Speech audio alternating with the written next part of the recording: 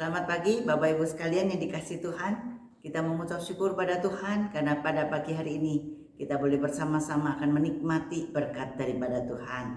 Mari kita sebelum menerima berkat daripada Tuhan, kita akan masuk di dalam doa. Bapa kami yang di surga, kami mengucap syukur, kami berterima kasih.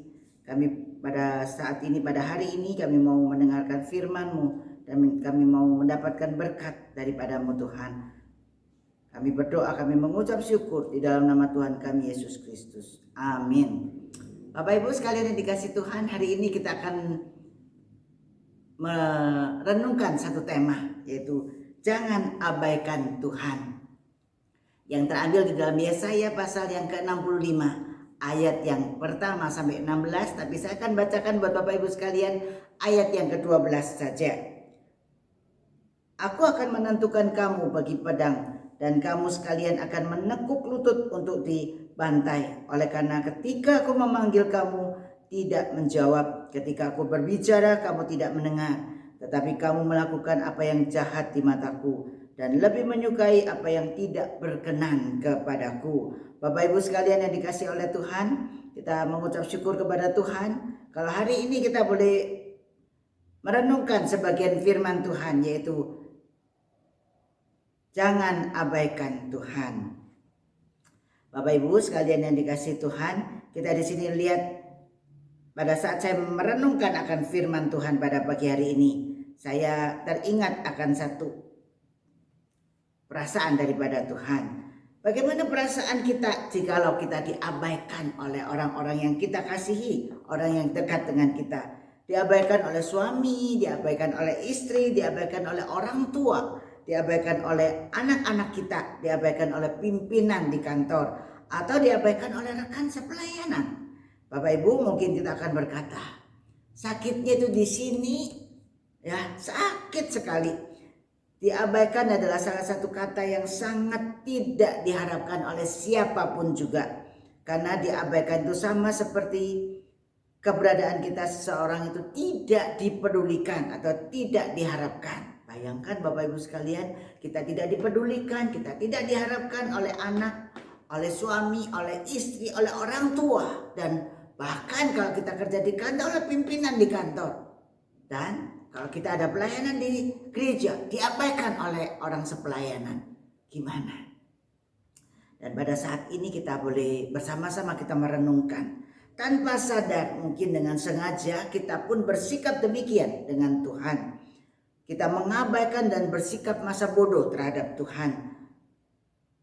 Firman-Nya hanya kita dengar dari sisi kiri dan kita keluarkan dari sisi yang kanan. Tegurannya tidak kita pedulikan. Kehadirannya pun kita juga tidak anggap. Sikap yang sama juga yang kita tunjukkan adalah bangsa Israel. Pada waktu dia ditegur, pada waktu dia dikasih Tuhan, dia tidak mempedulikan Tuhan. Saudaraku sekalian yang dikasih oleh Tuhan, Tuhan mengatakan di dalam firman-Nya, kamu melakukan apa yang jahat di mataku dan lebih menyukai apa yang tidak berkenan kepadaku. Sesungguhnya bangsa Israel itu adalah umat yang sangat dikasihi Tuhan. Umat perjanjiannya yang telah dituntun keluar dari Mesir. Bapak Ibu saudaraku sekalian yang dikasihi Tuhan, coba bayangkan 40 tahun Tuhan memimpin bangsa Israel dengan pakai sepatu yang itu juga. Bayangkan 40 tahun gimana? Kita bisa pakai sepatu tuh berjalan setahun aja sudah puji Tuhan. Tetapi ini 40 tahun. Kita bisa bayangkan. Berarti Tuhan yang memelihara. Tuhan yang menyertai bangsa Israel. Tetapi kenyataannya apa? Dikatakan di dalam Mazmur 71. Engkau Tuhan telah menuntun umatmu seperti kawanan domba dengan perantara Musa dan Harun. Dikelilinginya dia dan diawasinya dia. Dijaganya dia seperti biji mata Tuhan. Saudaraku sekalian yang dikasihi Tuhan, gimana Tuhan kalau melihat bangsa Israel seperti itu? Alkitab menggambarkan kedekatan hubungan antara Tuhan dan umat Israel seperti suami dan istri. Namun seiring berjalannya waktu, Israel digambarkan sebagai seorang istri yang tidak setia. Engkau telah berzina dengan banyak kekasih. bangsa Israel seperti seorang istri yang tidak setia. Demikianlah kamu tidak setia terhadap aku, hai kaum Israel, demikianlah firman Tuhan. Tidak bisa dibayangkan betapa sakit hatinya Tuhan melihat bangsa Israel seperti sedemikian. Bangsa Israel bukan hanya mengabaikan Tuhan, tetapi dia meninggalkan Tuhan. Dia berpaling kepada ilah yang lain. Bapak Ibu, saudaraku sekalian yang dikasih Tuhan, kita bisa di sini melihat gimana Tuhan. Tuhan yang sangat mengasihi bangsa Israel, tapi diabaikan, tidak dipedulikan, tidak diperhatikan. Sebuah pepatah mengatakan orang yang kita cintai memiliki potensi terbesar untuk menyakiti hati kita. Jika yang tidak mengacukan itu adalah orang lain. Kalau orang lain mengacukan, tidak mempedulikan, apalagi orang yang gak kenal itu mengacukan kita, masa bodoh. Tetapi ini adalah orang yang dikasihi. Ini tentu sangat menyakitkan. Tidak diindahkan oleh orang yang dikasihi. Demikianlah curahan isi hati Tuhan tentang bangsa Israel melalui Nabi Yesaya. Tuhan laksana kekasih yang terluka. Cintanya tidak disambut oleh bangsa Israel. Saat dia memanggil, Israel tidak menjawab. Ketika dia berbicara, Israel tidak mendengar. Tuhan begitu mengasihi bangsa Israel, tetapi mereka mengabaikan Tuhan dan mengkhianatinya dengan melakukan apa yang jahat dan menyakiti hati Tuhan. Itu sebabnya Tuhan akan menghukum mereka. Namun demikian kasih Tuhan itu membuatnya tidak memusnahkan mereka secara keseluruhan. Nah, Tuhan bahkan menjanjikan pemulihan total. Tidak akan ada lagi yang berbuat jahat dan berlaku busuk. Betapa besar cintanya Tuhan. Kita sebagai umat Tuhan hari ini, bagaimana sikap kita dalam menanggapi Tuhan? Seberapa kita mengasihi Tuhan yang demikian mengasihi kita? Adakah kita menanggapi isi hati Tuhan kepada kita? Pada saat dia memanggil, pada saat dia berbicara kepada kita, apakah kita mendengarnya? Apakah kita menyaut dia?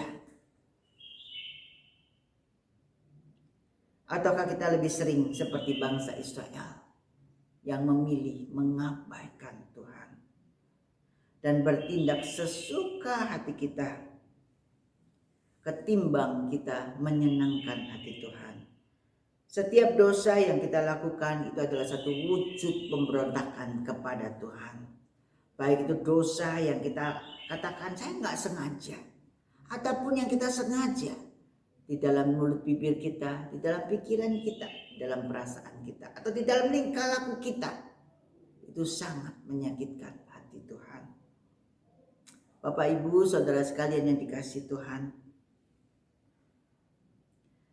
mari kita mengambil sikap yang terbaik. Kita mau memuliakan dan menyenangkan hati Tuhan. Yang lalu biarlah berlalu. Tapi pada saat ini mari kita ambil komit di hadapan Tuhan. Apa yang Tuhan katakan kita mau dengarkan dan kita mau lakukan di dalam kehidupan kita.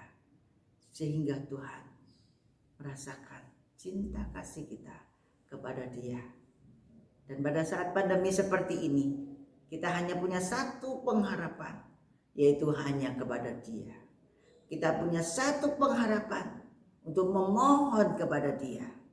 Jangan sampai Tuhan yang mengabaikan kita, sehingga apa yang kita doakan, Tuhan tidak berkenan untuk kita temui. Saudaraku sekalian yang dikasihi Tuhan, Bapak Ibu sekalian yang dikasihi Tuhan, biarlah di masa pandemi ini, kita mau kembali datang bersujud, mohon ampun kepada Tuhan, supaya Tuhan mau mendengarkan seru doa kita. Sesungguhnya kita ini memang tidak layak, namun begitu dikasihi oleh Tuhan. Mari kita tinggalkan semua dosa, mari kita sambut cintanya. Jangan pernah abaikan Tuhan. Mari kita berdoa. Bapa kami yang di surga, kami mengucap syukur kalau di pagi hari ini Tuhan kembali mengingatkan kami. Siapakah kami? Kami cuma seonggok kayu yang siap dibakarkan di api neraka. Tetapi oleh karena cinta-Mu Tuhan, Engkau kembali mengangkat kami, menjadikan kami, dicangkokkan kami di pokok anggur yang benar, sehingga kami boleh menjadi bagian daripada-Mu Tuhan. Terima kasih Tuhan, terima kasih.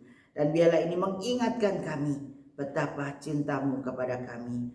Tuhan, di hari ini biarlah kami boleh belajar untuk kami mau lebih dekat-dekat dengan Engkau. Selagi Engkau berkenan kami temui. Terima kasih Tuhan. Biarlah firman Tuhan pada pagi hari ini boleh mengingatkan kami bahwa kami harus dekat-dekat dengan Engkau. Di masa-masa seperti ini, hanya Engkaulah harapan kami. Hanya Engkaulah sandaran kami. Terima kasih Tuhan. Di dalam nama Tuhan kami Yesus Kristus kami berdoa. Amin. Amin Bapak Ibu sekalian yang dikasih Tuhan. Biarlah firman Tuhan pada pagi hari ini, pada hari ini boleh sungguh sangat menguatkan kita. Karena hanya Tuhan yang mengasihi kita. Hanya Tuhan yang memberikan pengharapan kepada kita. Kita mau bersama-sama melewati pandemi ini hanya bersama dengan Tuhan. Tuhan Yesus memberkati.